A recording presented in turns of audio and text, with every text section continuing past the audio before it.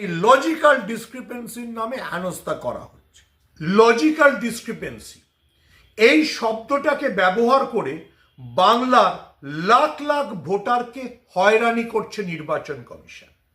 এরকমটা নয় যে শুধু বাংলায় এটা হয়েছে, মধ্যপ্রদেশে 2.5 কোটি ভোটারকে এই লজিক্যাল ডিসক্রিপেন্সির নামে শুনানিতে ডাকা হয়েছে।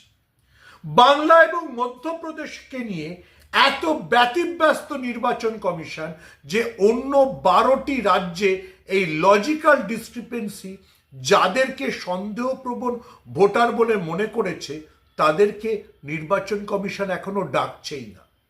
কিন্তু বাংলায় এই হয়রানি বা ভোগান্তি কেন চলছে? লজিক্যাল ডিসক্রিপেন্সি যে শব্দটাকে ব্যবহার করে এত লোককে হয়রানি করা হচ্ছে সেটা কেন করা হচ্ছে? এটা হচ্ছে সেই সফটওয়্যার, সেই সীমা খান্নার সফটওয়্যার যেটা নিয়ে অভিষেক বন্দ্যোপাধ্যায় প্রশ্ন তুলেছিলেন, যেটা নিয়ে মমতা বন্দ্যোপাধ্যায় প্রশ্ন করেছে। লজিক্যাল ডিসক্রিপেন্সি ব্যাপারটা কিরকম?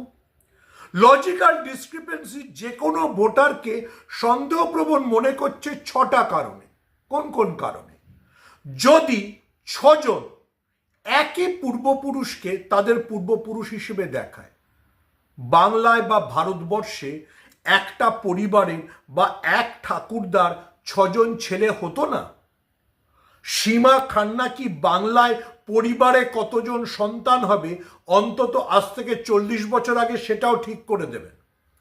আসলে সীমা খান্নারা ভেবেছিলেন যে একজন অ্যানসেস্টার বা একজন পূর্বপুরুষকে 6 জন মিলে দেখাচ্ছে মানেই সে মুসলমান হবে।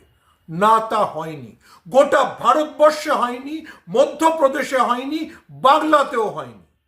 হিন্দু পরিবারেও এক বাবা বা এক মায়ের 6 জন সন্তান হতো, আজ থেকে 40 বছর আগে অবশ্যই হতো। 2002-এর ভোটার লিস্টে তাই এমন অনেকে আছেন যারা 6 জন একই পূর্বপুরুষকে দেখাচ্ছেন। দ্বিতীয় লজিক্যাল ডিসক্রিপেন্সিটা কিরকম? 15 বছর বয়স, কারো বাবা বা মায়ের বয়স 15 বছর, এই সময় তার সন্তানের জন্ম নিলেও সেটা লজিক্যাল ডিসক্রিপেন্সি। এটাও ভুল। ধরে নেওয়া যাক অমর্ত্য সেনের কথাই। অমর্ত্য সেনের 15 বছর বয়সে তার মা তার সন্তানের জন্ম দিয়েছিল বলে নির্বাচন কমিশন মনে করেছে, সেই জন্য লজিক্যাল ডিসক্রিপেন্সি। প্রথমত এটা ভুল। যেহেতু নির্বাচন কমিশন কম্পিউটার দিয়ে 2002-এর ভোটার লিস্টকে ডিজিটাইজ করেছে, সেহেতু খেয়ালই করেনি যে অমিতা সেনের আসলে জন্ম 1918 সালে নয়, 1914 সালে। তাই ভুল পরিসংখ্যান, ভুলের জন্য স্বয়ং অমর্ত্য সেনকে শুনানিতে ডাকা হয়েছে। পরেরটা কি? যে দাদু বা ঠাকুমার বয়স যদি 40 বছর হয় তাহলে সেই ভোটারকে সন্দেহ করা হচ্ছে। অর্থাৎ দাদু বা ঠাকুমার 40 বছর বয়সে যদি সেই নাতি বা নাতনি জন্মে থাকে। আমার দাদু নিমাই ভট্টাচার্যের যখন 40 বছর বয়স তখন আমি জন্মেছিলাম। নিমাই ভট্টাচার্য 1932 সালে জন্মেছিলেন, আমি 1973 সালে জন্মেছিলাম। তাহলে কি এটা অন্যায়? এরা আসলে ভারতের পরিবার, একটা এমনকি হিন্দু পরিবার সে সম্পর্কে কিচ্ছু জানে না। সেই জন্য পদে পদে এই লজিক্যাল ডিসক্রিপেন্সির নামে হেনস্থা করা হচ্ছে। এইমাত্র খবর পেলাম এমনকি 2 জন প্রাক্তন সাংসদ, একজন টুটু বসু আরেকজন তার ছেলে টুম্পাই বসু, মানে স্বপন সাধন বসু এবং সৃঞ্জয় বসু, তাদেরকেও স্যারের শুনানিতে ডেকে পাঠানো হয়েছে। এই লজিক্যাল ডিসক্রিপেন্সির নামে এই রসিকতা, যা আসলে কুনাট্য, নির্বাচন কমিশন কেন করছে? তার কারণ যেটা ফিল্ডে করা উচিত, যেটা মাটিতে নেমে করা উচিত, জ্ঞানেশ কুমার মনে করেছেন তার এই দুর্ধর্ষ সফটওয়্যার দিয়ে তিনি সেটা করে দেবেন। সীমা খান্না সফটওয়্যারটিকে নিয়ে এসছেন এবং সেই সফটওয়্যার দিয়ে লজিক্যাল ডিসক্রিপেন্সি খুঁজে পাওয়া হবে। আর বিএলওদেরকে বাড়ি বাড়ি গিয়ে বা অনুসন্ধান করে দেখতে হবে না। লজিক্যাল ডিসক্রিপেন্সিতে যার নাম আসছে তাকেই পাঠিয়ে দেওয়া হচ্ছে। বর্ধমানের একটি বুথে কাটোয়ার কাছে 2200 লোকের বুথে 1100 লোককে শুনানিতে ডাকা হয়েছে। আবারও বলছি, এই লজিক্যাল ডিসক্রিপেন্সি অ্যাপটা, যেটা মমতা বন্দ্যোপাধ্যায় যেটা নিয়ে প্রশ্ন তুলেছেন, যেটা নিয়ে অভিষেক বন্দ্যোপাধ্যায় প্রশ্ন তুলেছেন, এটা একটা মানুষকে হয়রানি করার ছক।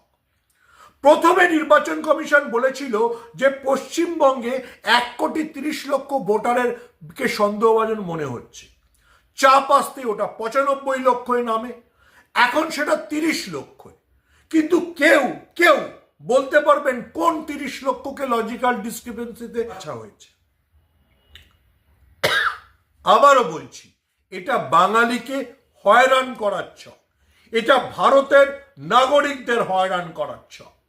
জ্ঞানেশ কুমার যে কাজটা 2 বছরে করার কথা, সেটা তার রাজনৈতিক প্রভু অমিত শাহকে 2 মাসে করে দেবেন বলে কথা দিয়েছেন বলে বাঙালিকে হয়রান করছেন, ভারতের নাগরিকদের হয়রান করছেন।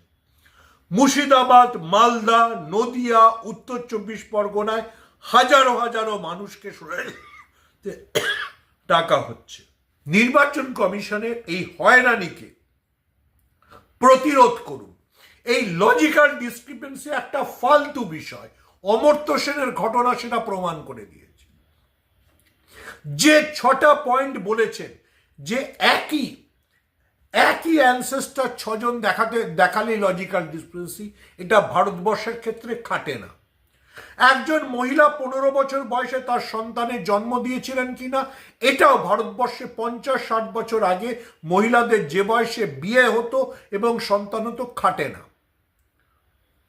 একজন 40 বছর বয়সে দাদু বা ঠাকুমা হতে পারেন কিনা, সেটাও ভারতবর্ষের ক্ষেত্রে কাটে না। এই সীমা খান্না আসলে ভারতীয়দের হয়রান করার জন্য একটা অ্যাপ নিয়ে এসছেন, আর জ্ঞানেশ কুমার যেটা নিয়ে বাহাদুরি দেখাচ্ছে। এর প্রতিবাদ, প্রতিরোধ এবং এই অন্যায়ের বিরুদ্ধে আমাদের রুখে দাঁড়াতেই হবে, এটাই নিয়ম।